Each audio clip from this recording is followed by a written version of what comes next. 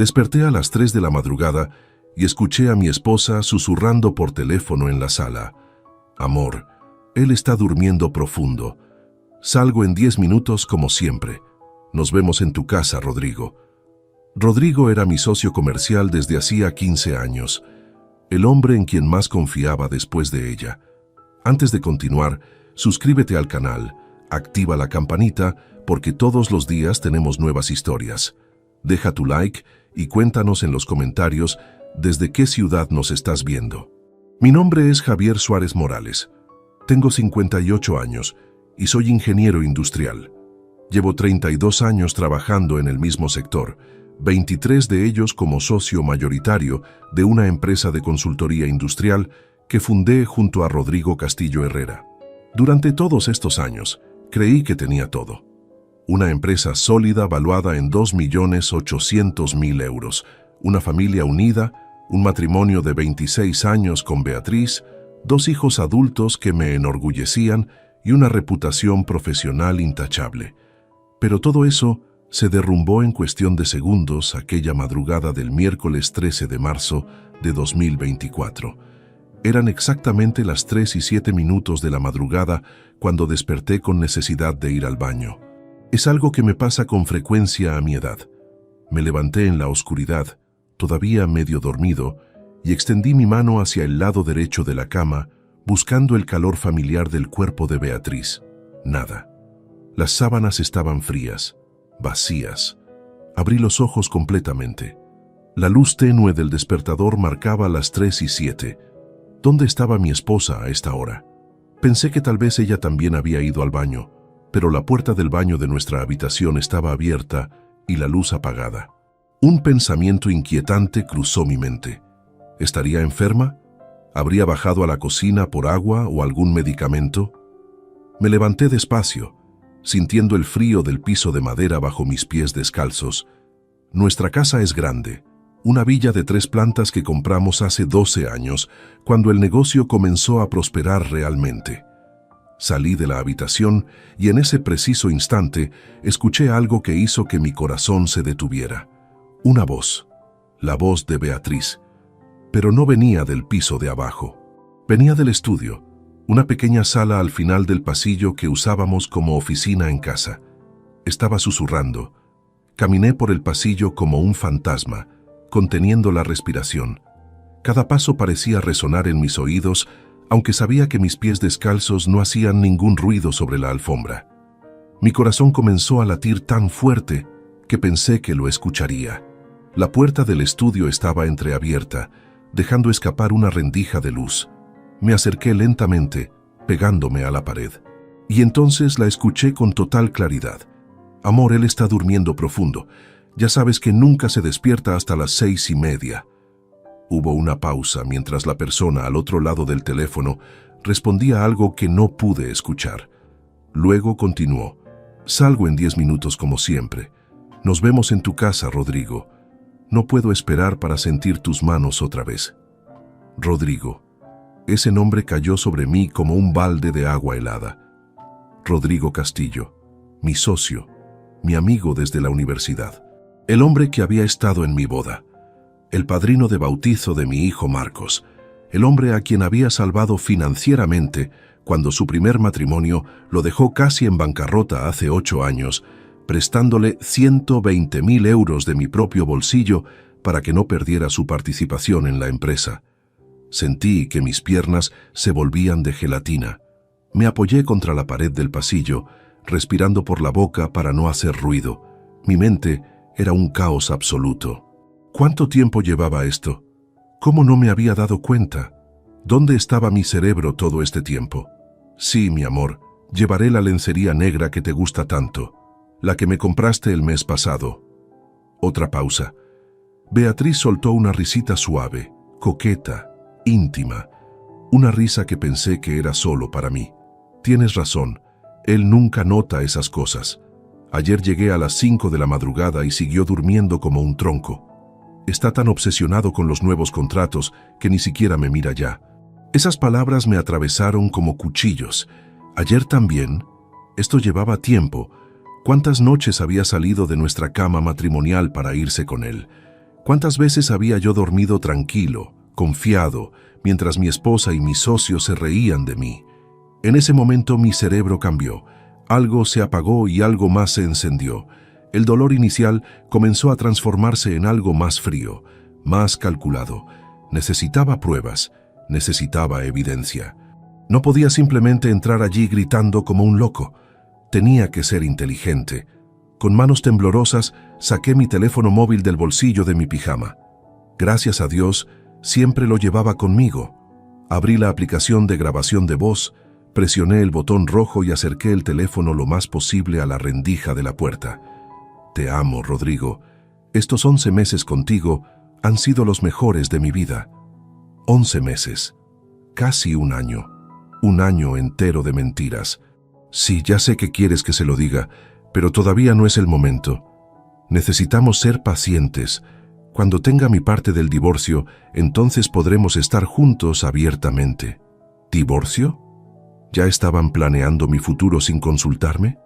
La rabia comenzó a hervir en mi estómago, pero me obligué a mantener la calma. Seguí grabando. Está bien, amor. Nos vemos en 20 minutos. Voy a arreglarme un poco. Te amo. Escuché el sonido del beso que envió por teléfono. Luego el clic del móvil al colgarse. Entré en pánico. Iba a salir del estudio en cualquier segundo. No podía dejar que me viera allí parado. Corrí de regreso al dormitorio lo más silencioso que pude. Me lancé en la cama y cerré los ojos, tratando de controlar mi respiración acelerada. Mi corazón latía tan fuerte que estaba seguro de que podría escucharse en toda la casa. Detuve la grabación en mi teléfono. 4 minutos y 37 segundos de evidencia pura. Escuché sus pasos acercándose por el pasillo. Mantuve los ojos cerrados, fingiendo un sueño profundo. Escuché la puerta de nuestro dormitorio abrirse con ese leve crujido que siempre hacía. Los pasos suaves de Beatriz se acercaron a la cama. Podía sentir su presencia a centímetros de mí. Durante unos segundos eternos, se quedó allí parada. ¿Me estaría observando? ¿Sospechaba algo?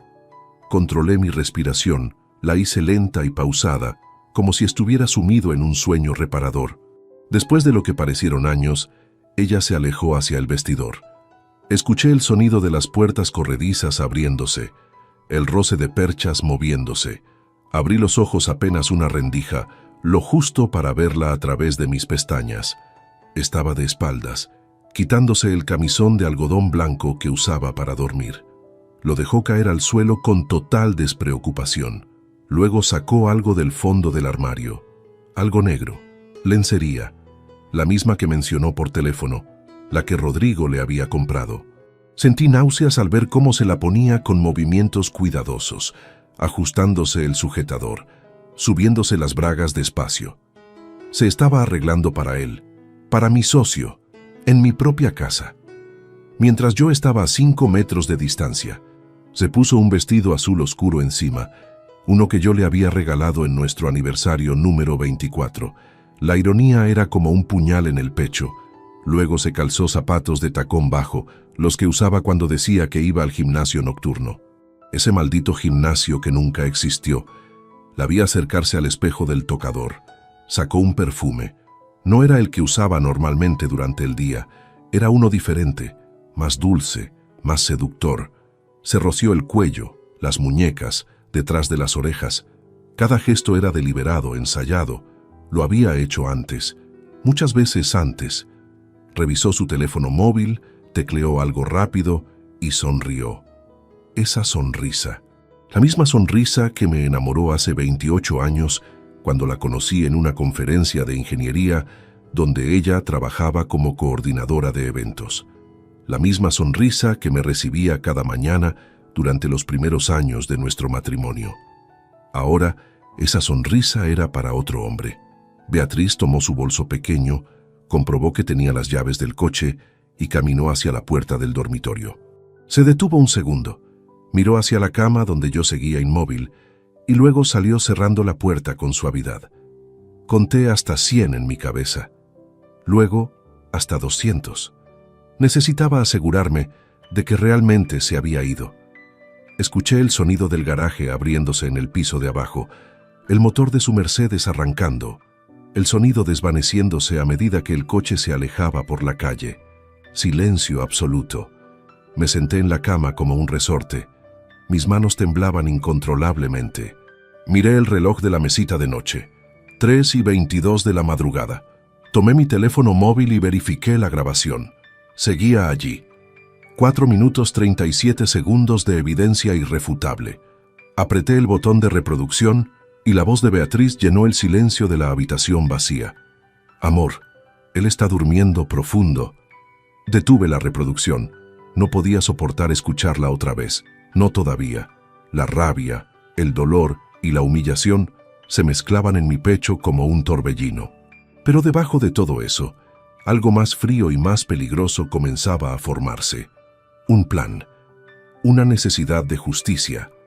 Abrí mi lista de contactos y busqué el nombre de Vicente Romero Quintana. Mi abogado desde hacía 18 años. Un hombre serio, meticuloso, con quien había trabajado en todos los contratos importantes de la empresa. Eran las 3:40 de la madrugada. No podía llamarlo a esta hora.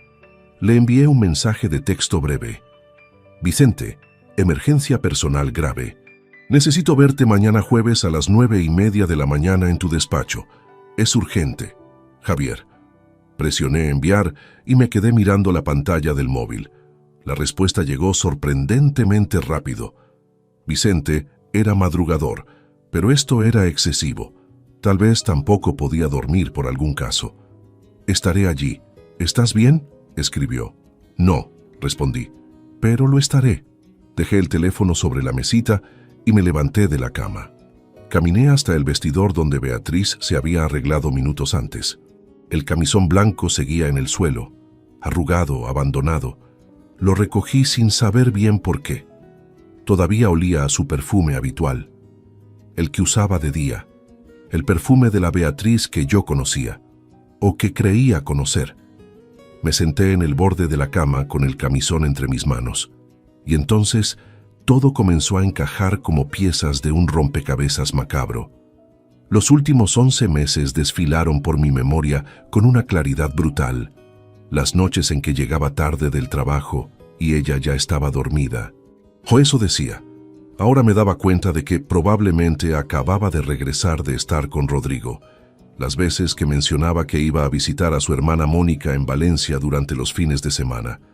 Mónica, que vivía sola y nunca preguntaba por mí, cuando supuestamente Beatriz estaba allí. Las sesiones del gimnasio nocturno 3 o 4 veces por semana, que comenzaron hace casi un año. Necesito cuidar mi salud, Javier. A nuestra edad es importante, me había dicho. El teléfono nuevo que compró hace 7 meses, porque el otro ya estaba muy viejo. Ahora entendía que necesitaba uno que yo no conociera, sin acceso a sus contraseñas antiguas. Las llamadas que atendía en otra habitación, los mensajes que leía con una sonrisa que se borraba cuando me veía entrar. Rodrigo. Rodrigo también había cambiado en estos meses. Ahora que lo pensaba, había notado ciertas cosas extrañas en su comportamiento. Había renovado completamente su apartamento de soltero el año pasado. Me dijo que era una inversión, que quería aumentar su valor. Compró muebles caros, electrodomésticos de lujo. Yo lo felicité. Incluso bromeé diciendo que buscaba impresionar a alguna mujer. Él rió y no dijo nada, porque la mujer ya estaba allí. Era mi esposa. Las reuniones de trabajo que programaba estratégicamente para los días en que yo tenía que viajar a otras ciudades por contratos. No te preocupes, Javier. Yo me encargo de supervisar el proyecto mientras estás fuera, decía con esa sonrisa que ahora entendía era burla disfrazada de amistad. Me levanté y caminé hasta la ventana de nuestro dormitorio. La calle estaba oscura y silenciosa. Algunos faroles iluminaban débilmente las aceras vacías. En algún lugar de esta ciudad, en este preciso instante, mi esposa estaba en los brazos de mi mejor amigo, riéndose, planeando nuestro divorcio, planeando cómo dividir todo lo que yo había construido con mi trabajo y mi esfuerzo. Pero ellos no sabían algo fundamental. No sabían que yo ya lo sabía, y esa ventaja lo era todo. No volví a la cama. No tenía sentido intentar dormir cuando mi mundo acababa de explotar en 1000 pedazos. Me quedé en el estudio sentado en la silla de cuero que alguna vez compartimos como espacio de trabajo. La misma habitación donde minutos antes mi esposa había organizado su encuentro secreto con mi socio. Encendí la lámpara del escritorio y abrí mi portátil. La pantalla iluminó mi rostro en la oscuridad. Mis dedos se movieron casi por instinto, abriendo archivos, buscando respuestas en lugares donde nunca antes había sentido la necesidad de buscar. Revisé nuestros extractos bancarios conjuntos de los últimos 12 meses. Allí estaban. Gastos que en su momento me parecieron normales, pero que ahora cobraban un significado completamente diferente. Agosto de 2023. Un cargo de 340 euros en una boutique de lencería. Beatriz me dijo que era para sorprenderme en nuestro aniversario. Nunca vi esa sorpresa. Septiembre. 520 euros en un spa de lujo. Necesito relajarme. El estrés me está matando, había dicho. Octubre. 280 euros en una perfumería cara. Noviembre. 415 euros en ropa que jamás usó delante de mí. Todo sumaba. Todo encajaba en este rompecabezas enfermizo. Luego revisé su registro de llamadas en la factura telefónica. Había un número que aparecía con frecuencia alarmante. Siempre llamadas nocturnas, siempre después de las 10 de la noche. Copié el número y lo busqué en mi lista de contactos empresariales. No hizo falta mucho esfuerzo. Era el teléfono móvil personal de Rodrigo Castillo Herrera. Sentí una opresión en el pecho que casi me impidió respirar. Allí estaba la prueba numérica. 316 llamadas en 11 meses. Un promedio de casi una por día. Algunas duraban 2 minutos, otras 15, algunas incluso media hora. Las horas pasaron sin que me diera cuenta. La oscuridad de la madrugada comenzó a transformarse en el gris azulado del amanecer. Miré mi reloj. 5:43 de la mañana. Beatriz regresaría pronto. Probablemente entre las 6 y las 6:30, justo antes de que yo supuestamente despertara a esa hora como todas las mañanas. Apagué el portátil, cerré el estudio y bajé a la cocina. Preparé café. Necesitaba estar lúcido para lo que venía. Necesitaba actuar como si nada hubiera pasado, como si mi vida no se hubiera convertido en una mentira gigantesca en cuestión de horas. A las 6:17 de la mañana, escuché el sonido del garaje abriéndose, el Mercedes entrando, la puerta cerrándose, pasos subiendo las escaleras. Me serví otra taza de café y me senté a la mesa del comedor con el periódico abierto, interpretando el papel del esposo confiado que siempre había sido. Beatriz entró a la cocina con su conjunto deportivo puesto, el mismo que usaba supuestamente para el gimnasio. Su cabello estaba ligeramente despeinado. Llevaba el bolso colgado del hombro. «Buenos días, cariño», dijo con una sonrisa natural. «¿Madrugaste hoy?» La miré sin revelar nada de lo que sabía. No podía dormir. Tengo reunión importante con Vicente esta mañana. ¿Problemas con algún contrato?, preguntó mientras abría el frigorífico y sacaba una botella de agua. Asuntos personales, respondí secamente. Nada que te concierna por ahora. Ella no captó el doble sentido de mis palabras. Bueno, yo voy a ducharme. Anoche el gimnasio estuvo agotador. Se acercó y me dio un beso en la mejilla. El mismo perfume dulce que se había puesto horas antes todavía impregnaba su piel. El olor de su traición. La vi subir las escaleras y esperé hasta escuchar el agua de la ducha corriendo. Entonces, tomé mi teléfono y revisé la respuesta de Vicente. Confirmaba nuestra cita a las 9:30. El resto de la mañana transcurrió en una especie de niebla irreal. Beatriz bajó duchada, con ropa cómoda, actuando como si fuera un jueves normal. Desayunamos juntos en silencio. Ella revisaba su móvil constantemente, sonriendo de vez en cuando ante mensajes que yo no podía ver. Cada sonrisa era una nueva puñalada. A las 8:45 de la mañana, salí de casa rumbo al despacho de Vicente Romero. Su oficina estaba en el centro de Madrid, en un edificio antiguo pero elegante, cerca de la Puerta del Sol. Llegué con 10 minutos de anticipación.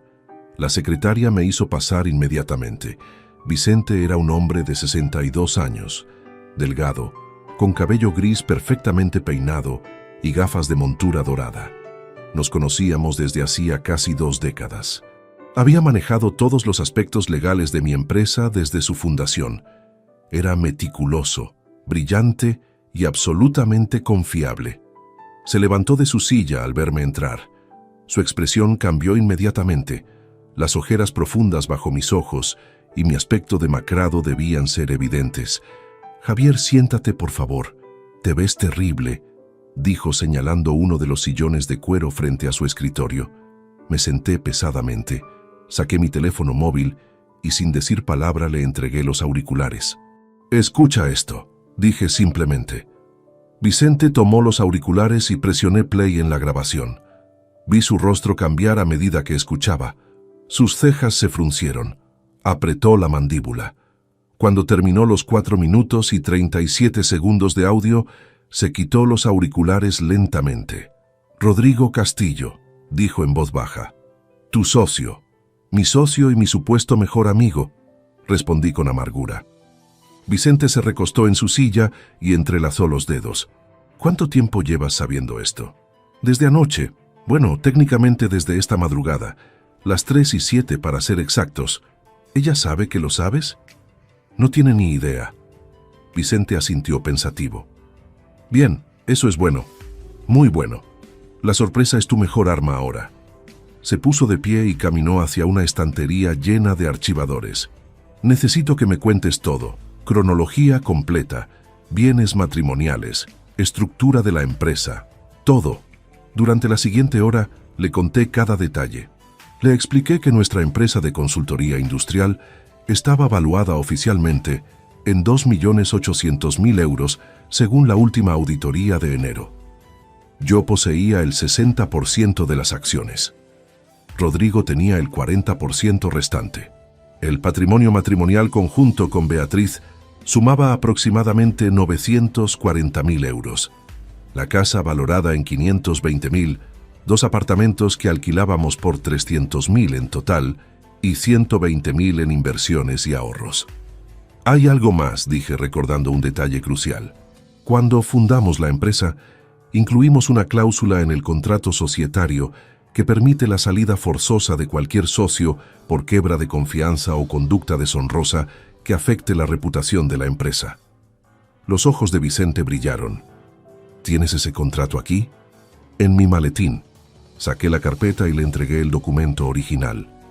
Vicente lo leyó con atención, pasando sus dedos por las cláusulas específicas. «Esto es oro puro, Javier. Con esta cláusula y la evidencia del affair, podemos presionarlo legalmente». Cerró el documento y me miró directamente. «Pero necesitamos más que un audio de 4 minutos. Necesitamos pruebas sólidas, documentación fotográfica, registros de encuentros. Necesitas contratar un investigador privado». Vicente sacó una tarjeta de visita de su escritorio y me la entregó. «Germán Vega Santana. Es el mejor investigador privado de Madrid. Discreto, eficiente y meticuloso. He trabajado con él en casos corporativos delicados. Si hay algo que encontrar, él lo encontrará». Tomé la tarjeta entre mis dedos. Era simple, elegante, solo un nombre, un número de teléfono y una dirección de correo electrónico. Nada más. «¿Cuánto tiempo necesitará?» «Una semana, tal vez 10 días para un informe completo. Fotografías, seguimientos, registro de movimientos, todo lo que necesitamos para construir un caso sólido». Salí del despacho de Vicente con una mezcla de determinación y náusea. Llamé a Germán desde mi coche antes siquiera de arrancar el motor. Respondió al tercer tono con voz profesional y directa. «Germán Vega. Buenos días. Mi nombre es Javier Suárez. Vicente Romero me dio su contacto. Necesito sus servicios con urgencia. ¿Puede venir a mi oficina en 1 hora?» «Allí estaré». Su oficina estaba en un edificio moderno de Chamartín. Germán resultó ser un hombre de 48 años, de estatura media, complexión atlética y mirada penetrante que parecía analizarlo todo. Me hizo sentarme y escuchó mi historia sin interrumpir. Le mostré la grabación. Le entregué fotografías de Beatriz y Rodrigo. Le di las direcciones: mi casa, el apartamento de Rodrigo en Salamanca, la oficina de nuestra empresa. «Necesito saber todo», le dije. «Horarios, frecuencia de encuentros, lugares, todo. Germán asintió mientras tomaba notas en su tablet. ¿Sospecha que hay intercambio económico? ¿Regalos, transferencias? Esa pregunta me golpeó. No lo había considerado. No lo sé, pero mi esposa ha tenido gastos elevados en los últimos meses. Ropa cara, perfumes, lencería. Investigaré eso también. Mi tarifa es de 120 euros por hora más gastos. Este tipo de vigilancia requerirá aproximadamente 80 horas de trabajo. Estamos hablando de unos 10.000 euros aproximadamente. No dudé ni un segundo. Adelante. Quiero el informe completo lo antes posible. Los siguientes 8 días fueron la peor tortura de mi existencia. Cada mañana despertaba junto a Beatriz, fingiendo normalidad. Desayunábamos juntos. Conversábamos sobre trivialidades. Ella seguía saliendo 3 o 4 noches por semana con sus excusas habituales. El gimnasio, visitas a amigas, clases de yoga nocturno que supuestamente había empezado. Yo asentía, sonreía, besaba su mejilla al despedirse y moría un poco más por dentro cada vez. En la oficina mantuve distancia estratégica con Rodrigo, reuniones breves, conversaciones profesionales, nada personal. Si él notó algo diferente en mi comportamiento, no lo demostró. Seguía siendo el mismo de siempre, cordial, eficiente, aparentemente leal. El martes 21 de marzo, exactamente 8 días después de aquella madrugada que cambió todo, Germán me llamó. Tengo el informe completo. Necesita verlo en persona. 2 horas después estaba sentado nuevamente en su oficina. Germán colocó sobre el escritorio una carpeta gruesa. La abrió lentamente. Confirmé el affair. 11 meses según mensajes interceptados legalmente a través de registros telefónicos que usted autorizó como titular de la línea familiar. Encuentros nocturnos en el domicilio de Rodrigo Castillo 3 a 4 veces por semana. Aquí están las fotografías. Me mostró una serie de imágenes que me destrozaron. Beatriz entrando al edificio de Rodrigo a las 11:30 de la noche, saliendo a las 4:50 de la madrugada. Rodrigo abriéndole la puerta con una sonrisa, los dos besándose en el umbral, imágenes fechadas y con marca de tiempo precisa. Hay más, continuó Germán con tono serio. Esto es lo que realmente debe preocuparle. Sacó otro conjunto de documentos. Estados financieros, extractos bancarios, facturas. Durante mi investigación sobre posibles gastos compartidos, decidí revisar los movimientos financieros de la empresa. Usted me autorizó acceso como socio mayoritario. Encontré irregularidades graves. Mi estómago se contrajo. ¿Qué tipo de irregularidades? Rodrigo Castillo ha estado desviando fondos corporativos durante los últimos 14 meses. Creó una empresa fantasma llamada Consultoría Técnica Herrera S.L. Esa empresa no existe realmente, es solo un nombre registrado. Ha estado facturando servicios inexistentes a su compañía por un total de 127.000 euros. La habitación comenzó a dar vueltas. ¿127.000? Así es. Aquí están todas las facturas falsas. Servicios de consultoría especializada, auditorías técnicas, asesoramiento estratégico. Todo falso. El dinero iba directamente a una cuenta bancaria personal de Rodrigo. Germán continuó pasando documentos. Rastreé el uso de ese dinero. 72.000 euros se utilizaron para renovar completamente su apartamento entre mayo y agosto del año pasado. Muebles italianos, electrodomésticos de alta gama, sistema de sonido profesional. Otros 38.000 fueron gastados en joyería. Levantó una hoja con el membrete de una joyería exclusiva de Serrano. Compró un collar de diamantes por 16.000 euros en septiembre. Un reloj Cartier de mujer por 12.000 en noviembre. Pulseras, anillos, pendientes. Todo para Beatriz. Tengo las facturas con dedicatorias. Sentí que iba a vomitar. No solo me había traicionado con mi esposa, la había cortejado con el dinero de mi propia empresa, con mi dinero. También gastó 11.000 euros en viajes, agregó Germán. Un fin de semana en Barcelona en octubre, 4 días en Sevilla en diciembre, hotel de 5 estrellas, restaurantes caros, todo documentado. Los registros de hotel confirman que se alojaron como matrimonio bajo nombres falsos. ¿Cómo conseguiste esta información?, pregunté con voz ronca. Contactos en el sector hotelero, reconocimiento fotográfico, facturas de tarjetas de crédito vinculadas a los pagos corporativos fraudulentos, todo legal y admisible en un tribunal. Germán cerró la carpeta y me miró directamente. Señor Suárez, esto ya no es solo un caso de divorcio por infidelidad, esto es fraude corporativo, malversación de fondos y apropiación indebida. Rodrigo Castillo puede enfrentar cargos penales que podrían resultar en 2 a 4 años de prisión según el Código Penal español. Tomé la carpeta entre mis manos. Pesaba casi 1 kilo, 47 páginas de evidencia meticulosamente documentada, fotografías, extractos bancarios, facturas, registros de llamadas, mensajes de texto, todo estaba allí. Excelente trabajo, logré decir finalmente. Hay una cosa más, dijo Germán. Durante la vigilancia, grabé una conversación que mantuvieron en el coche de ella. Micrófono direccional de largo alcance, completamente legal desde espacio público. Rodrigo le dijo a su esposa que su plan es convencerlo de retirarse y venderle su participación en la empresa a precio reducido. Quiere quedarse con su 60%. La rabia que había estado conteniendo durante 8 días finalmente encontró su cauce.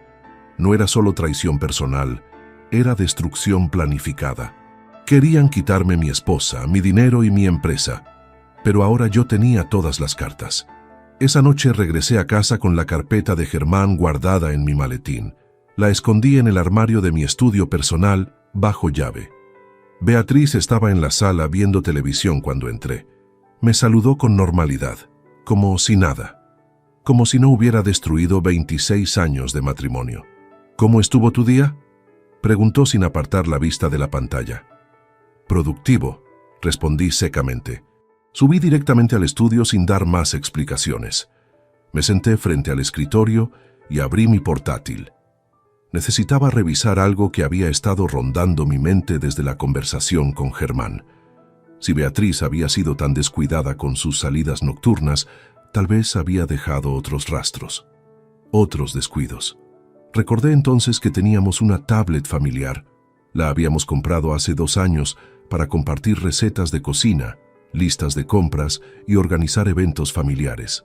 Estaba guardada en el cajón del mueble del salón. Beatriz la usaba constantemente. Nuestros hijos, Adriana y Marcos, también tenían acceso a ella cuando venían de visita. Bajé las escaleras procurando actuar con naturalidad. Beatriz seguía absorta en su programa. Abrí el cajón disimuladamente y tomé la tablet. Voy a revisar unas cosas del trabajo. Mentí. Murmuró ella sin prestarme atención real. Volví al estudio y encendí el dispositivo. No tenía contraseña. Nunca la habíamos puesto, porque supuestamente no había secretos en esta familia. Qué ingenuo había sido.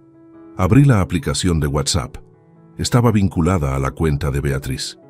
Mi corazón comenzó a latir más rápido cuando vi la lista de conversaciones. La mayoría eran grupos familiares normales, chats con amigas, nada relevante. Pero entonces vi uno que me llamó la atención por su nombre: Mamá y nosotros. Lo abrí. Los participantes eran 3. Beatriz, mi hija Adriana de 29 años y mi hijo Marcos de 26. Un grupo privado del que yo estaba excluido. Comencé a leer desde el principio. Los mensajes más antiguos databan de septiembre de 2023. Hace 6 meses, el primer mensaje era de Beatriz.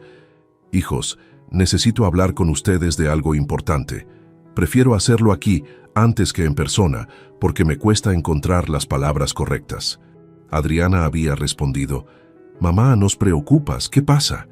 Y entonces Beatriz había escrito: Conocí a alguien, se llama Rodrigo, es socio de su padre. Sé que suena terrible, pero me he enamorado. Hace meses que nos vemos. El siguiente mensaje me heló la sangre. Su padre tuvo una aventura hace años. Nunca me recuperé de eso. Me quedé en este matrimonio por ustedes, por mantener la familia unida. Pero ya no puedo más. Rodrigo me hace sentir viva nuevamente. Mentira, mentira absoluta. Yo jamás había tenido ninguna aventura.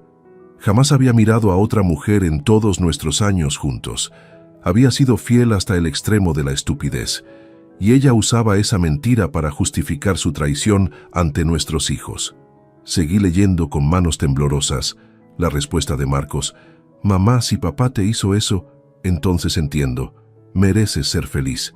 Siempre te hemos visto triste. ¿Triste? ¿Cuándo había estado triste Beatriz? Le había dado todo, una casa hermosa, seguridad económica, viajes, respeto, amor. Adriana había escrito: Mamá, esto es complicado. Rodrigo es el socio de papá. ¿No crees que eso hará todo más difícil? Beatriz respondió: Lo sé, mi amor, pero el corazón no elige. Rodrigo y yo planeamos esperar el momento adecuado. Cuando su padre acepte el divorcio de manera civilizada, entonces podremos estar juntos abiertamente. Civilizada. Qué palabra tan hermosa para describir la destrucción planificada de mi vida. El grupo continuaba con más mensajes a lo largo de los meses. Beatriz compartiendo detalles de sus encuentros con Rodrigo, cómo la trataba, los lugares donde iban, los regalos que le daba, y lo peor, mis hijos respondiendo con apoyo. Marcos en octubre: Me alegra verte feliz, mamá. Papá siempre estuvo más casado con su trabajo que contigo. Adriana en noviembre: Rodrigo parece hacerte muy bien. Te veo radiante últimamente. Beatriz en diciembre: Rodrigo dice que cuando su padre se retire, él podría comprarle su parte de la empresa. Así todo sería más limpio, sin conflictos laborales. Ahí estaba, el plan completo descrito en mensajes de texto. No solo querían quitarme mi matrimonio, querían manipularme para que vendiera mi empresa, mi legado, todo por lo que había trabajado 32 años. Seguí bajando por la conversación. En enero de 2024, Adriana había escrito: Mamá, ¿cuándo se lo vas a decir a papá? Beatriz: Pronto, hija. Rodrigo y yo estamos esperando que cierre el contrato grande de Valencia. No quiero distraer a tu padre de algo tan importante. Después, hablaré con él. Qué considerada, qué noble, esperar a que cerrara un contrato millonario antes de destruir mi mundo. El mensaje más reciente era de hace 2 días. Marcos preguntando: ¿Sigues saliendo a verlo de madrugada? ¿Papá no sospecha nada? Beatriz había respondido con un emoji de risa: Tu padre duerme como un tronco. Nunca nota cuando salgo. Esta madrugada estuve fuera hasta las 6 y cuando regresé seguía roncando. Mis propios hijos, la sangre de mi sangre, sabían todo. Habían sabido durante 6 meses completos que su madre me engañaba y no dijeron nada. Peor aún, la apoyaban activamente. Me defendían frente a ellos con excusas sobre mi trabajo, mi dedicación, mis supuestas faltas como esposo. Cerré la tablet y la dejé sobre el escritorio. Las lágrimas que había estado conteniendo durante días finalmente brotaron. Lloré en silencio, con la cara entre las manos, sintiendo que todo lo que había construido se derrumbaba. No era solo Beatriz, no era solo Rodrigo, era mi familia entera. Mis hijos que crié, eduqué, mantuve, a quienes di todo, habían elegido el bando de la mentira. Adriana, a quien seguía pagándole el apartamento en Malasaña, 1.200 euros mensuales, porque su trabajo como diseñadora gráfica freelance no le alcanzaba. Marcos, cuyo máster en administración de empresas en IE Business School estaba financiando completamente. 18.000 euros anuales. Los había mantenido, los había apoyado y ellos me habían traicionado. Algo se rompió dentro de mí en ese momento. No solo iba a recuperar mi dignidad, no solo iba a hacer pagar a Beatriz y Rodrigo. Mis hijos también tendrían que aprender una lección brutal sobre lealtad y consecuencias.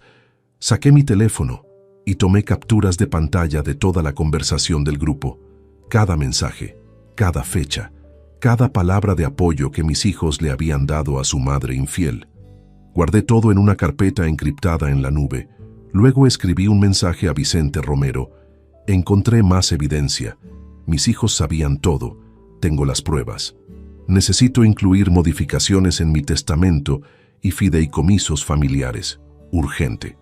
La respuesta llegó en minutos. Mañana viernes, 10 de la mañana. Trae todo. Me sequé las lágrimas. Respiré profundo. La tristeza comenzó a transformarse en algo más frío, más definitivo. Ya no se trataba solo de justicia, se trataba de supervivencia. Y en esta guerra que mi propia familia había declarado sin que yo lo supiera, iba a pelear con todas las armas disponibles. El viernes 22 de marzo, me reuní nuevamente con Vicente. Le mostré las capturas de pantalla del grupo familiar. Su expresión permaneció impasible mientras leía, pero vi cómo apretaba la mandíbula. «Tus hijos son mayores de edad», dijo finalmente. «Legalmente no tienes obligación de mantenerlos económicamente. Adriana tiene 29 años, Marcos 26. Ambos son profesionales capacitados. Quiero cortar todo apoyo financiero», dije sin vacilación. «El apartamento de Adriana está a mi nombre. El máster de Marcos lo pago directamente. Quiero que termine inmediatamente». Vicente asintió. «Redactaré los documentos necesarios. También modificaremos tu testamento. Actualmente, ellos son beneficiarios principales junto a Beatriz. Sugiero crear un fideicomiso donde los fondos queden congelados hasta que demuestren comprensión real de sus acciones». «Perfecto. Haz lo necesario». Durante las 2 semanas siguientes viví una doble vida. Cada mañana despertaba junto a Beatriz. Compartíamos café, conversábamos sobre el clima, las noticias, cualquier banalidad. Ella seguía saliendo 3 noches por semana. Yo seguía fingiendo dormir profundamente mientras ella se escabullía de casa. En la oficina mantuve contacto mínimo con Rodrigo. Reuniones estrictamente profesionales, revisión de contratos, firma de documentos. Él parecía relajado, confiado. En una ocasión me preguntó si había considerado reducir mi carga laboral. «Tienes 58 años, Javier. Deberías pensar en disfrutar más la vida», dijo con una sonrisa que ahora reconocía como veneno disfrazado de amistad. «Lo pensaré», mentí. Mientras tanto, Vicente trabajaba en silencio. Preparó la denuncia criminal contra Rodrigo por malversación de fondos. Contactó a un auditor forense que certificó las irregularidades contables. Redactó los papeles de divorcio con la división patrimonial. 50% para cada uno según la ley española, pero estructurado estratégicamente para que yo conservara los activos más valiosos y líquidos. También preparó la documentación para activar la cláusula del contrato societario. Rodrigo tendría 45 días para comprar mi participación del 60% por 1.680.000 euros o verse obligado a vender la suya. Pero necesitaba algo más. Necesitaba escuchar de sus propias bocas la confirmación del plan completo. Germán me había mencionado que podía instalar un dispositivo de grabación en el coche de Beatriz. Técnicamente era legal, porque el vehículo estaba registrado a mi nombre. El lunes 8 de abril llamé a Germán. 2 horas después estaba en el garaje de mi casa instalando un micrófono de alta sensibilidad bajo el asiento del conductor del Mercedes de Beatriz. Era diminuto, inalámbrico, con batería de larga duración. Se activaba automáticamente al detectar voces y enviaba las grabaciones directamente a una aplicación en mi teléfono. No tuve que esperar mucho. Esa misma noche, Beatriz salió supuestamente al supermercado. 40 minutos después, recibí una notificación en mi móvil. Había una grabación nueva. Me encerré en el estudio y presioné reproducir con manos temblorosas. La calidad del audio era perfecta. Era Rodrigo. Estaba en el coche con ella. «¿Cuándo vas a hablar con él sobre la jubilación?», preguntó con tono impaciente. «Dame tiempo, Rodrigo. No puedo presionarlo demasiado rápido. Se dará cuenta de que algo pasa», respondió Beatriz. «Llevamos casi 1 año con esto. Quiero que estemos juntos abiertamente. Quiero comprar su parte de la empresa antes de que decida vendérsela a un tercero». «Lo sé, amor. Pero necesitamos ser inteligentes. Si lo presiono mucho, puede sospechar. Javier es más observador de lo que parece». Rodrigo soltó un bufido. Es un tonto que solo piensa en números y contratos. Ni siquiera se ha dado cuenta de que su esposa sale de casa 3 veces por semana en plena madrugada. Esas palabras me golpearon como puñetazos. Para ellos, yo era solo un obstáculo. Un hombre estúpido y ciego al que podían manipular a su antojo. Tengo una idea, dijo Beatriz después de una pausa. Le diré que estás preocupado por su salud, que trabajas demasiado y deberías considerar vender tu parte mientras el mercado está favorable. Lo presentaré como algo que viene de tu preocupación como socio y amigo. Perfecto. Y cuando venda, le ofrezco un precio razonable. Digamos 1.200.000.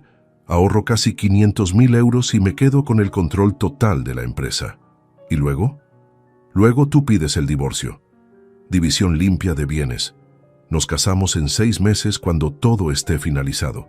Viviremos en mi apartamento renovado hasta que compremos algo más grande juntos.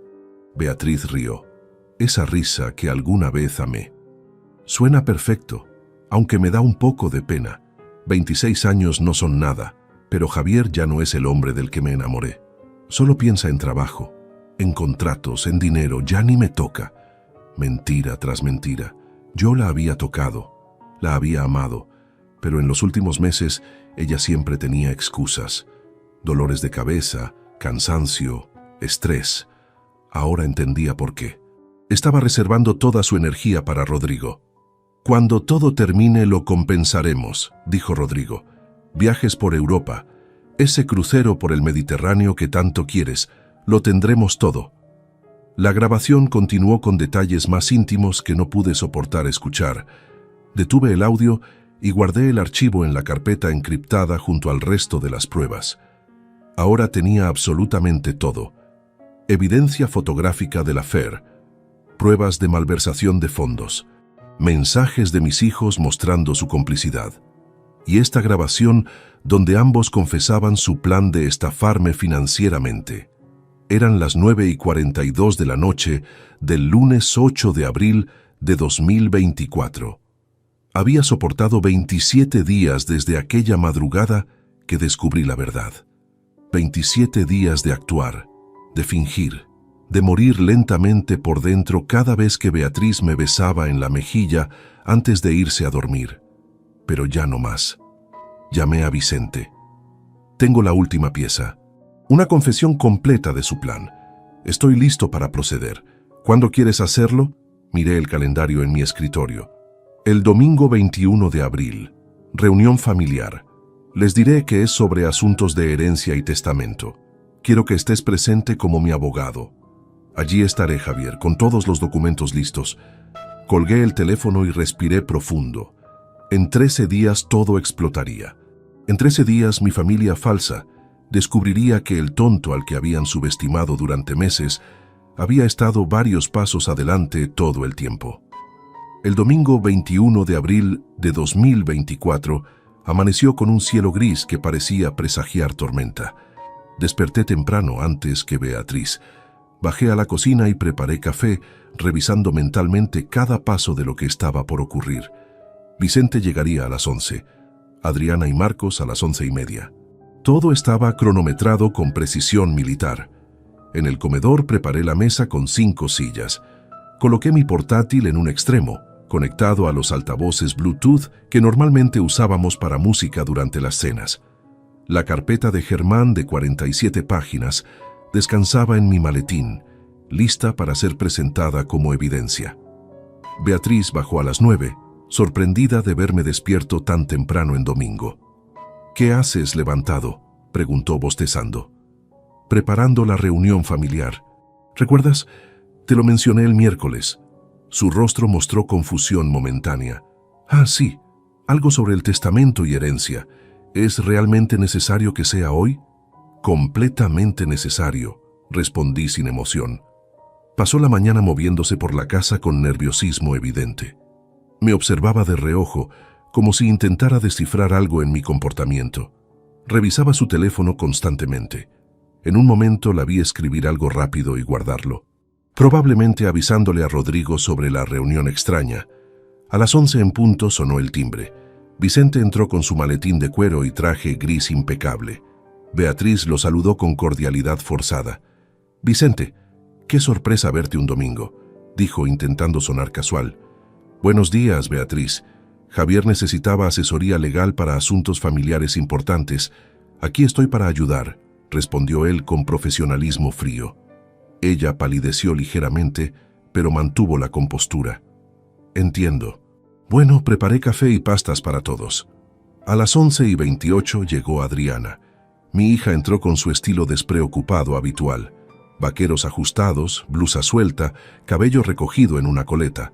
Me dio un beso en la mejilla. Hola, papá. ¿De qué va todo esto?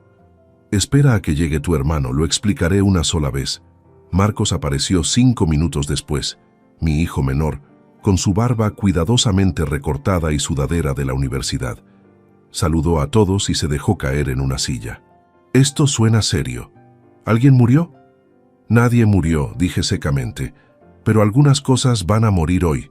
Siéntense todos, por favor. El tono de mi voz hizo que todos se acomodaran en sus lugares. Beatriz se sentó frente a mí, con Adriana a su derecha y Marcos a su izquierda. Vicente tomó posición a mi lado, sacando documentos de su maletín con movimientos deliberados. Convoqué esta reunión. Comencé con voz firme, porque descubrí información que afecta profundamente a esta familia. Información que cambia todo.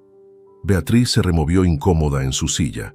Sus manos temblaban ligeramente mientras tomaba su taza de café. Hace 39 días, en la madrugada del miércoles 13 de marzo, desperté a las 3:07 de la mañana para ir al baño. Beatriz no estaba en la cama. Hice una pausa dejando que mis palabras se asentaran. La encontré en el estudio hablando por teléfono, susurrando, y grabé toda la conversación. El color abandonó el rostro de mi esposa. Su taza cayó sobre la mesa derramando café. Adriana y Marcos se miraron entre sí con expresión confundida. ¿Qué?, balbuceó Beatriz. Javier, yo no... Silencio. Ordené con firmeza que nunca antes había usado con ella. Vas a escuchar. Todos van a escuchar. Abrí mi portátil y presioné play.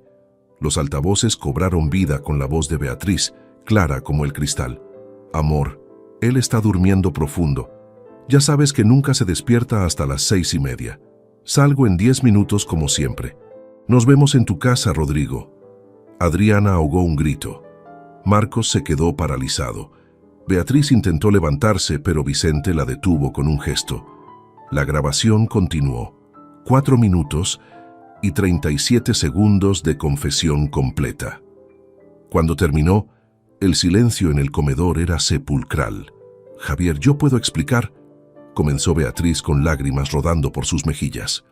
¿Explicar qué exactamente?, interrumpí. ¿11 meses de infidelidad con mi socio? ¿Las salidas nocturnas 3 veces por semana? ¿Los planes de divorcio que discutían mientras yo dormía? Abrí el maletín y saqué la carpeta de Germán. La coloqué sobre la mesa con un golpe seco que hizo saltar las tazas. Esto es el informe completo de un investigador privado. 47 páginas, 316 llamadas telefónicas entre ustedes dos, 84 encuentros nocturnos documentados con fotografías, fechas y horarios exactos. Comencé a esparcir las fotografías sobre la mesa. Beatriz entrando al edificio de Rodrigo, besándose en el umbral, saliendo al amanecer con ropa arrugada. Cada imagen era una bofetada visual. Papá, esto es... Marcos intentó hablar, pero lo silencié con la mirada. Todavía no he terminado, continué. Saqué los extractos bancarios. Rodrigo Castillo ha estado desviando fondos de nuestra empresa durante 14 meses. 127.000 euros en total. ¿Sabes para qué usó ese dinero, Beatriz? Ella sollozaba sin poder articular palabra. Lo usó para renovar su apartamento, para comprarte joyas, este collar de 16.000 euros. Arrojé la factura sobre la mesa. Este reloj Cartier de 12.000. Viajes a Barcelona y Sevilla en hoteles de 5 estrellas. Todo pagado con dinero robado de mi empresa, de mi trabajo. Vicente intervino con voz profesional. El señor Castillo enfrenta cargos criminales por malversación de fondos y apropiación indebida. La denuncia fue presentada hace 3 días ante la Fiscalía Provincial de Madrid. Beatriz se desplomó en su silla, cubriéndose el rostro con las manos. Pero yo aún no había terminado. Me giré lentamente hacia mis hijos. Adriana y Marcos permanecían inmóviles, con expresiones de shock que parecían genuinas. pero yo sabía la verdad. Ahora viene la parte que más me duele, dije con voz controlada pero cargada de dolor. La traición que realmente me destruyó. Saqué la tablet familiar de mi maletín, la encendí y la coloqué sobre la mesa frente a ellos. Hace 3 semanas revisé esta tablet, la que compartimos como familia, la que nunca tuvo contraseña porque supuestamente no había secretos entre nosotros. Abrí WhatsApp y busqué el grupo. Encontré algo interesante, un grupo llamado Mamá y Nosotros. Vi cómo el color abandonaba los rostros de Adriana y Marcos simultáneamente. Adriana se llevó una mano a la boca. Marcos cerró los ojos. Los mensajes comenzaron el 18 de septiembre de 2023, hace 7 meses. Comencé a leer en voz alta. Beatriz escribió: «Hijos, necesito hablar con ustedes de algo importante. Conocí a alguien. Se llama Rodrigo. Es socio de su padre. Sé que suena terrible, pero me he enamorado». Adriana intentó interrumpir. «Papá, déjame explicar». «¡Silencio!», grité por primera vez en toda la reunión. Ella se encogió en su silla. «Vas a escuchar cada palabra que escribiste, cada mensaje de apoyo que le diste a tu madre mientras me engañaba». Continué leyendo. «Beatriz les dijo que yo había tenido una aventura hace años, una mentira absoluta que ustedes creyeron sin siquiera preguntarme, sin darme la oportunidad de defenderme. Mamá nos dijo», comenzó Marcos débilmente. «Tu madre mintió. Jamás en 26 años de matrimonio he mirado a otra mujer. Jamás he sido infiel, ni siquiera en pensamiento. Pero ustedes eligieron creerle a ella sin cuestionar nada». Mostré las capturas de pantalla ampliadas en mi portátil. «Marcos, tú escribiste: «Mamá, si papá te hizo eso, entonces entiendo. Mereces ser feliz». Adriana, tú pusiste: «Mamá, esto es complicado, pero te veo radiante últimamente». Las lágrimas comenzaron a rodar por las mejillas de mi hija. Marcos tenía la cabeza gacha, incapaz de mirarme. «Durante 7 meses completos ustedes supieron que su madre me engañaba con mi socio. 7 meses en los que vinieron a esta casa, comieron en mi mesa, me abrazaron, me dijeron que me querían, y todo ese tiempo sabían la verdad y callaron». «Papá, nosotros no queríamos hacerte daño», sollozó Adriana. «Mamá nos dijo que el matrimonio ya estaba roto, que tú también habías sido infiel. Pensamos que era mejor no meternos». «¿No meterse?». Mi voz tembló de rabia contenida. ¿Apoyar activamente a su madre mientras planeaba destruirme no es meterse? ¿Sugerirle lugares para encontrarse? ¿Celebrar sus salidas nocturnas? Saqué más capturas. Aquí, en diciembre, Beatriz les cuenta que Rodrigo quiere comprar mi parte de la empresa cuando yo me retire. Y tú, Marcos, escribiste: «Suena como un buen plan, mamá. Papá debería relajarse más de todos modos». «No sabíamos que Rodrigo estaba robando dinero», se defendió Marcos. «No, pero sabían que tu madre me engañaba, y eso les pareció aceptable porque ella les contó una mentira conveniente sobre mí». Vicente carraspeó y abrió una carpeta nueva. «Señor Suárez, ¿desea proceder con la segunda parte?». Asentí. Mi abogado sacó varios documentos legales y los colocó frente a Adriana y Marcos. «Adriana Suárez Navarro, tienes 29 años, eres diseñadora gráfica titulada con capacidad para trabajar y mantenerte. Durante los últimos 4 años he pagado el alquiler mensual de tu apartamento en Malasaña, 1.200 euros por mes, un total de 57.600 euros». Adriana abrió los ojos con terror creciente. «Marcos Suárez Navarro, tienes 26 años, estás cursando un máster en IE Business School que cuesta 18.000 euros anuales. Llevo pagándolo 2 años, 36.000 euros en total». Marcos se puso pálido. Ambos son mayores de edad, profesionales capacitados. Legalmente no tengo obligación de mantenerlos económicamente. Hice una pausa, dejando que el peso de mis palabras se asentara, y a partir de hoy no lo haré más. «¿Qué?». Adriana se levantó de golpe. «Papá, no puedes». «Puedo y lo haré. El contrato de alquiler de tu apartamento está a mi nombre. He notificado al propietario que no renovaré cuando expire el próximo mes. Tienes 30 días para encontrar otro lugar. No tengo dinero para otro apartamento, gritó entre lágrimas. Entonces aprenderás a vivir con lo que ganas, como millones de jóvenes en este país. Me giré hacia Marcos. Tu matrícula del próximo semestre no será pagada. Puedes solicitar un préstamo estudiantil, buscar un trabajo o abandonar el máster. Esa decisión es tuya. Papá, por favor, no hagas esto, suplicó Marcos con voz quebrada. Cometimos un error. Lo sentimos. ¿Lo sienten? Mi voz estaba cargada de amargura. ¿Sienten haberme traicionado? ¿O sienten perder el dinero que les daba cada mes? Vicente intervino nuevamente. También se han realizado modificaciones en el testamento del señor Suárez. Las herencias directas han sido canceladas y reemplazadas por un fideicomiso condicional que no podrán acceder hasta demostrar comprensión genuina de sus acciones y reconstruir la confianza familiar. Esto no puede estar pasando, murmuró Adriana sentándose nuevamente, cubriéndose el rostro. Está pasando, afirmé con frialdad. Eligieron el bando de su madre cuando les mintió. Eligieron apoyar una infidelidad en lugar de defender a su padre. Ahora vivirán con las consecuencias. Beatriz finalmente encontró su voz entre los sollozos. Javier, por favor, no castigues a nuestros hijos por mis errores. La miré con desprecio absoluto. No los castigo por tus errores, los castigo por los suyos, por su cobardía, por su traición. Me levanté de mi silla y caminé hacia la ventana, dándoles la espalda por un momento. Necesitaba controlar la emoción que amenazaba con desbordarme. Respiré profundo y me giré nuevamente. Ahora hablemos de ti, Beatriz, dije con tono glacial. Vicente ya tenía los documentos preparados. Los colocó frente a ella con eficiencia profesional. Estos son los papeles de divorcio. Ya están firmados por mí y presentados ante el Juzgado de Primera Instancia número 12 de Madrid. La notificación oficial llegará a tu nombre en 72 horas. Beatriz tomó los documentos con manos temblorosas.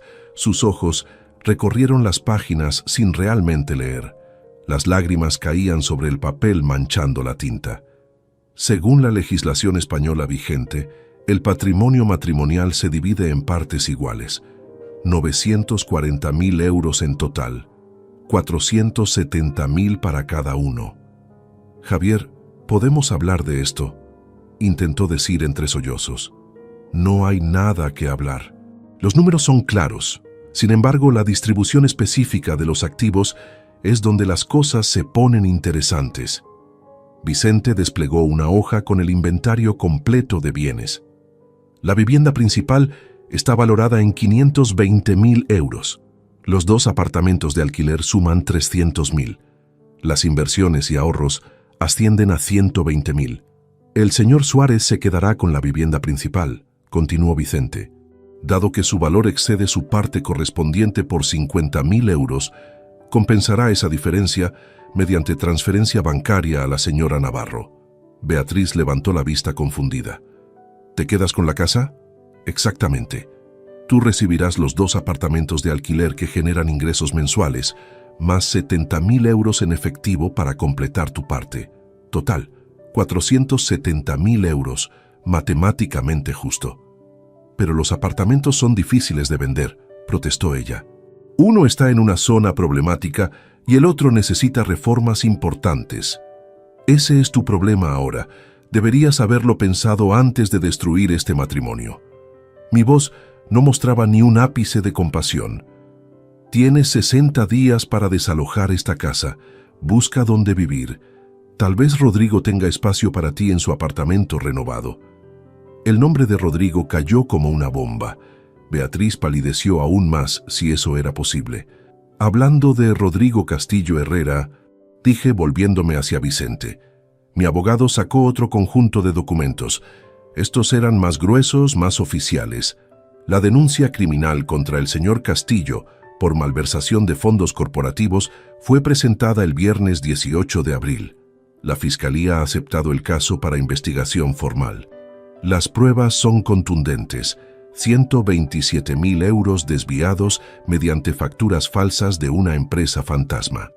Según el artículo 252 del Código Penal Español, esto constituye apropiación indebida agravada.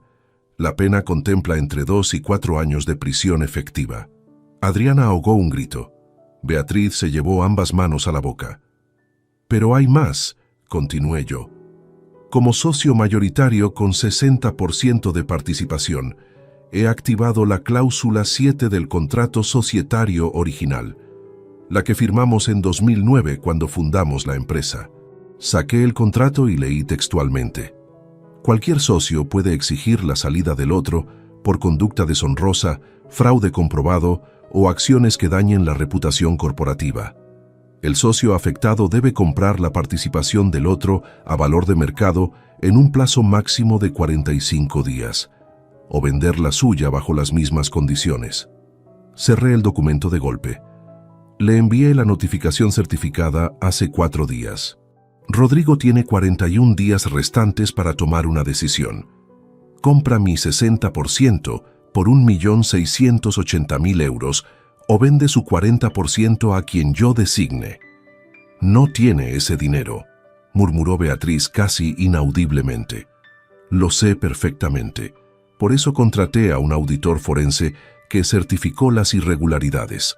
Ningún banco le dará un préstamo de esa magnitud con una investigación criminal abierta en su contra. Su historial crediticio quedará marcado. Su reputación destruida. Vicente agregó con tono neutro. Hemos identificado 3 inversores interesados en adquirir participación de la empresa. Están dispuestos a pagar el valor completo por el 40% del señor Castillo, aproximadamente 1.120.000 euros. Pero la cláusula establece valor de mercado real, expliqué. Un avalúo independiente situó su participación en 1.260.000 euros, considerando contratos activos y proyecciones. Si vende por menos, perderá mínimo 140.000 euros en la transacción. Marcos finalmente habló con voz ronca. Papá, ¿estás destruyendo a Rodrigo financieramente? No, hijo. Rodrigo se destruyó solo cuando decidió robarme, acostarse con mi esposa y planear quitarme mi empresa. Yo solo estoy ejerciendo mis derechos legales. Beatriz se puso de pie tambaleándose. Esto es venganza. Quieres arruinarnos a todos. Venganza sería ilegal, respondí fríamente. Esto es justicia dentro del marco legal español. Cada acción que he tomado está respaldada por abogados, contratos y legislación vigente. No he roto ninguna ley, a diferencia de tu amante. Saqué entonces la última grabación, la del coche. Además tengo esto, una conversación entre ustedes dos grabada hace 13 días en el vehículo Mercedes registrado a mi nombre, lo cual hace legal la grabación. Presioné play.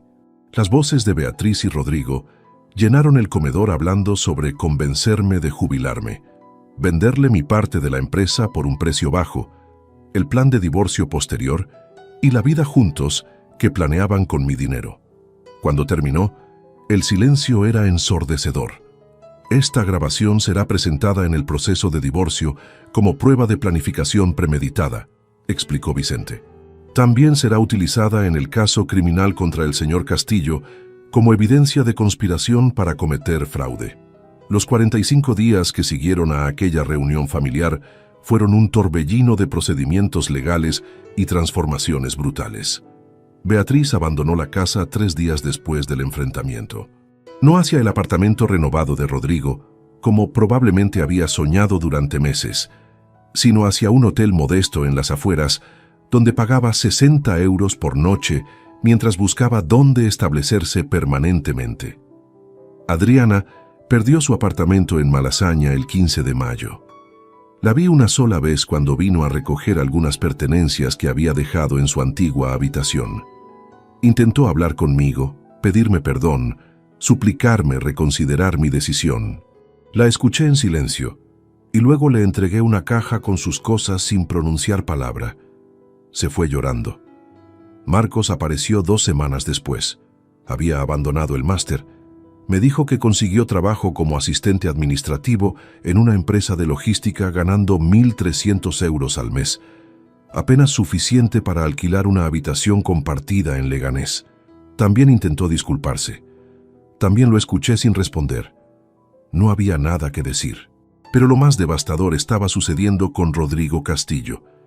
El plazo de 45 días expiraba el 6 de junio de 2024. Durante ese tiempo, Rodrigo intentó desesperadamente conseguir financiamiento. Visitó 7 bancos diferentes. Todos rechazaron su solicitud de crédito.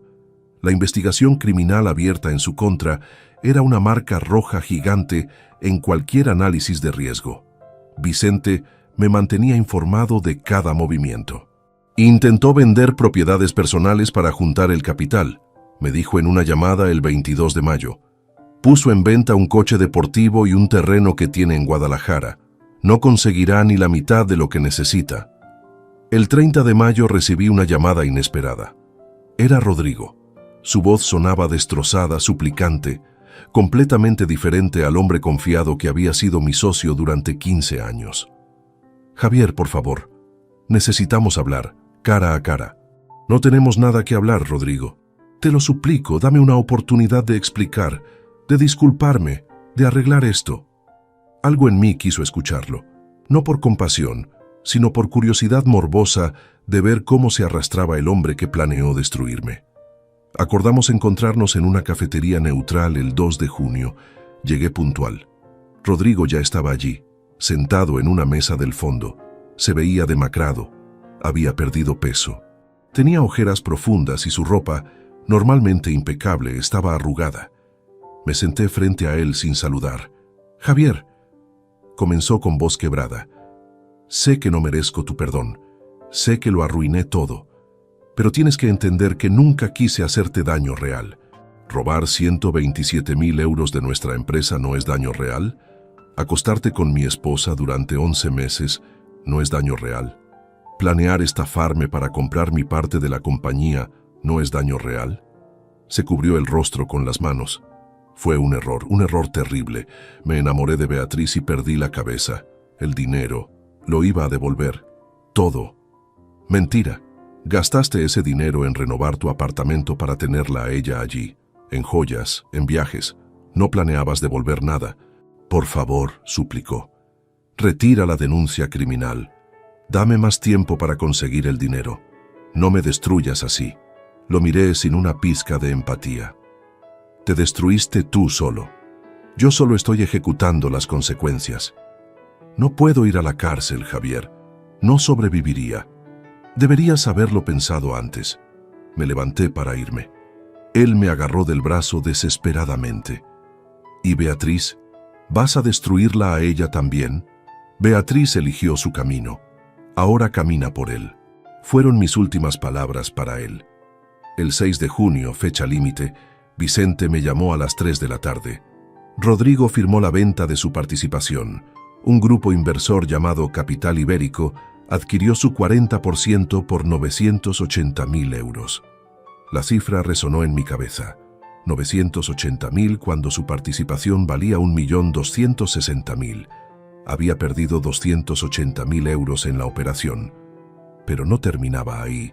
Debe pagar impuestos sobre la venta, continuó Vicente, más las costas legales del proceso, más la obligación de devolver los 127,000 desviados como parte del acuerdo extrajudicial para reducir cargos criminales. Al final, le quedarán aproximadamente 500,000 euros, menos de la mitad de lo que debería haber recibido. ¿Y el proceso criminal? La Fiscalía aceptó un acuerdo. Rodrigo devolverá íntegro el dinero malversado, pagará una multa de 80,000 euros adicionales y cumplirá 2 años de prisión con posibilidad de suspensión condicional si no reincide. También quedará inhabilitado para ejercer cargos directivos en empresas durante 5 años. 2 años. Podría evitar prisión efectiva si cumplía condiciones estrictas, pero su reputación profesional estaba aniquilada, su carrera destruida, su futuro incierto. Y Beatriz. Recibí un mensaje de ella el 8 de junio. Javier, Rodrigo y yo terminamos. No puedo estar con alguien que me mintió sobre tantas cosas. Sé que no merezco tu perdón, pero necesitaba que lo supieras. No respondí. Eliminé el mensaje. Vicente finalizó el proceso de divorcio el 20 de junio. La sentencia fue emitida.